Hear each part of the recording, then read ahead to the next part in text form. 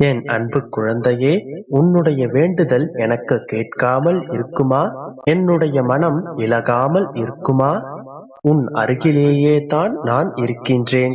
யார் என்ன சொன்னாலும், இதில் நம்பிக்கை இல்லை என்று சொன்னாலும், இது நடப்பதற்கு சாத்தியமே இல்லை என்று கூறினாலும், அவர்கள் சொல்வதெல்லாம் நடப்பது போல் தோன்றினாலும், அதையெல்லாம் நம்பாதே. இந்த பெருமாளை நம்பினால் எதற்கும் இங்கு விதிவிலக்கு என்று ஒன்று உண்டு. அதனால் என்னை முழுமையாக சரணடைந்து விடு. என்னுடைய வார்த்தைகளை முழுமையாக கேள். முடிந்தவரை கடைபிடி. உன்னுடைய கோரிக்கைகள் எதுவானாலும் அது கண்டிப்பாக நிறைவேறும். கர்ம வினைகள் எவ்வளவு பலமாக இருந்தாலும் கன நேரத்தில் இந்த பெருமாளை பணிந்ததால் நசுங்கிவிடும். என்னுடைய அனுக்கிரகம் உனக்கு நிரந்தரமாக இருக்கும் என் செல்லமே.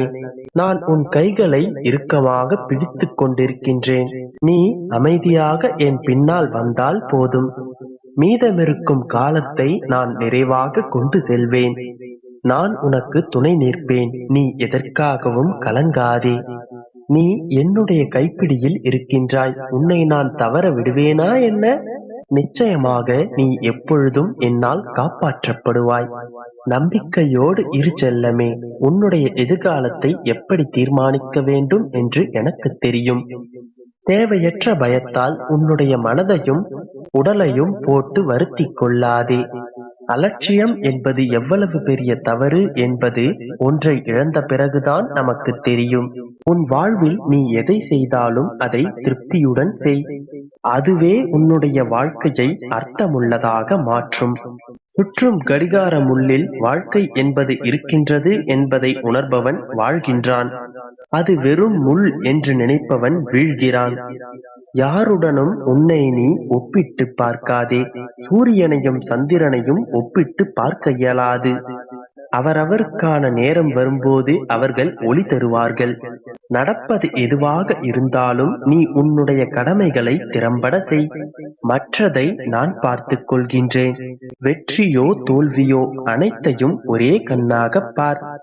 அனைத்தும் உன்னுடைய பக்கத்திலேயே வந்து நிற்கும். எதிர்பார்த்ததெல்லாம் உடனே கிடைத்துவிட்டால் வாழ்க்கை என்பது என்ன என்பதே தெரியாமல் போய்விடும்.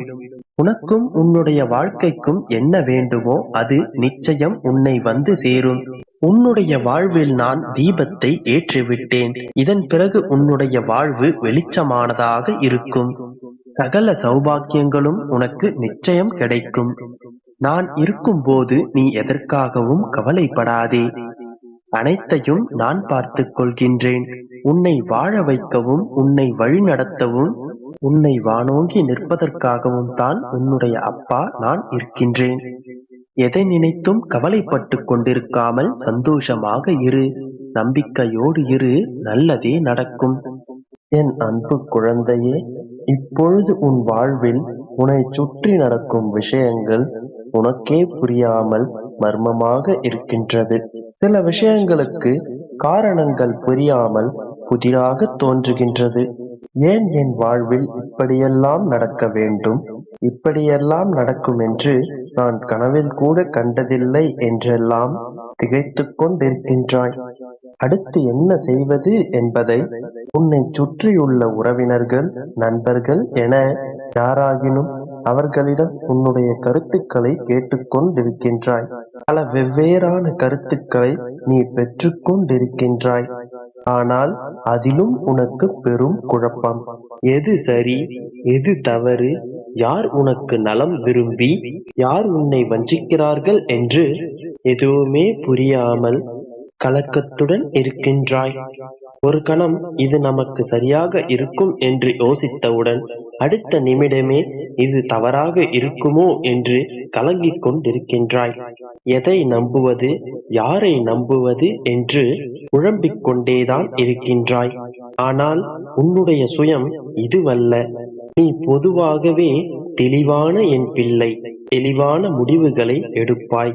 யாரேனும் பிரச்சனை என்று உன்னிடம் வந்தால் அவர்களுக்கு தெளிவான முடிவுகளையும் சரியான தீர்வுகளையும் உன்னால் கூற இயலும். அந்த அளவிற்கு தெளிவான புத்தி கொண்ட என் பிள்ளை நீ. ஆனால் உனக்கென்று ஒரு பிரச்சனை வரும்பொழுதுதான் இத்தனை குழப்பங்களுடன் போராடிக் கொண்டிருக்கின்றாய். இத்தனை குழப்பங்களுக்கும் என்ன காரணம் என்று உனக்கு தெரியுமா? என் தங்கமே, இப்பொழுது உன் வாழ்வில் உன்னைச் சுற்றி மாயை சூழ்ந்து கொண்டிருக்கின்றது. மாயை சூழ்ந்து கொண்டிருக்கும் பொழுது எல்லா மனிதருக்கும் இவ்விதமான குழப்பங்கள் வருவது இயல்புதான். நீ மனதில் ஒன்றை நினைக்க, நடப்பது வேறொன்றாக இருக்கும். உன் பிடியிலிருந்தும் உன் கையிலிருந்தும் நழுவுவது போன்றே உனக்கு தோன்றும்.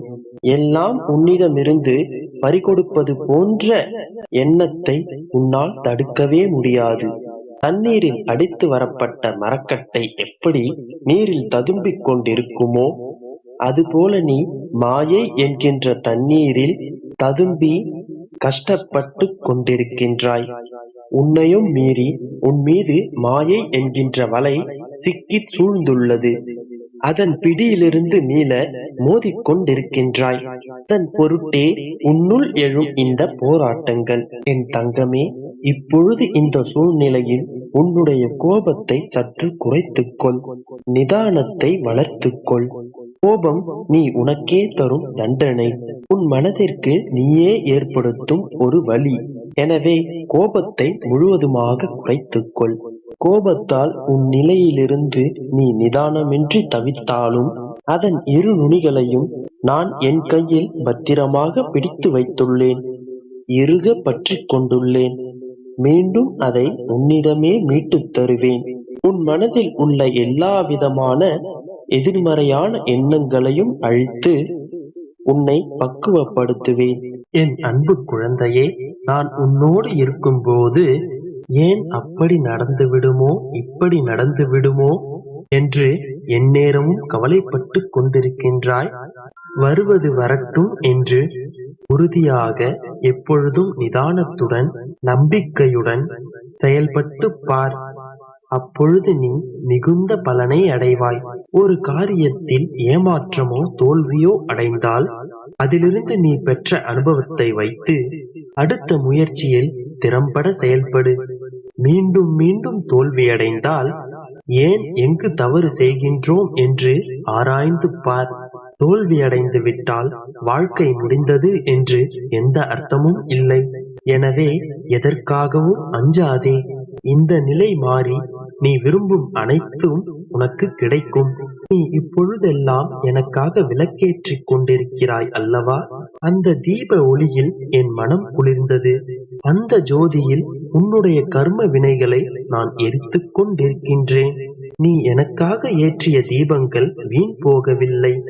நீ ஏற்றிய தீபமே உன்னுடைய வாழ்வில் இருக்கும் இருளை நீக்கி வெளிச்சத்தை கொண்டு வரும். உன்னால் முடிந்தால் தினமும் ஒரு விளக்கை மட்டும் எனக்காக ஏற்றிக் கொண்டு வா. உன் மனதில் இருக்கும் மாயை விலகும். உன்னை சுற்றி இருக்கும் எதிர்மறை வினைகள் அகலும். இப்பொழுது இருக்கும் சந்தர்ப்பமும் சூழ்நிலையும் தான் உன்னை கெட்டவர்களாக்கி, கெட்டவர்களை உத்தமர்களாக்கி நிற்க வைத்திருக்கின்றது.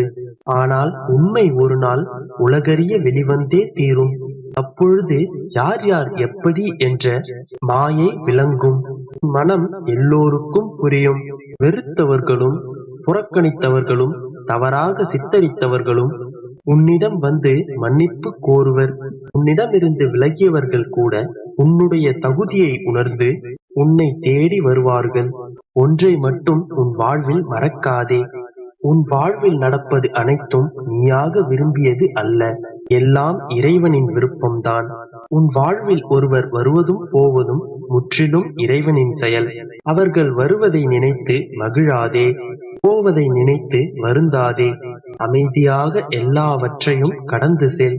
ஏனென்றால் இந்த வாழ்க்கையில் அனைத்தும் கடந்து போகும். இந்த உலகத்தில் எதுவும் நிரந்தரமல்ல. மாற்றம் ஒன்றே மாறாதது. இப்படி இருக்கும் பொழுது உன்னுடைய துன்பம் மட்டும் எப்படி நிரந்தரமாகும்? எனவே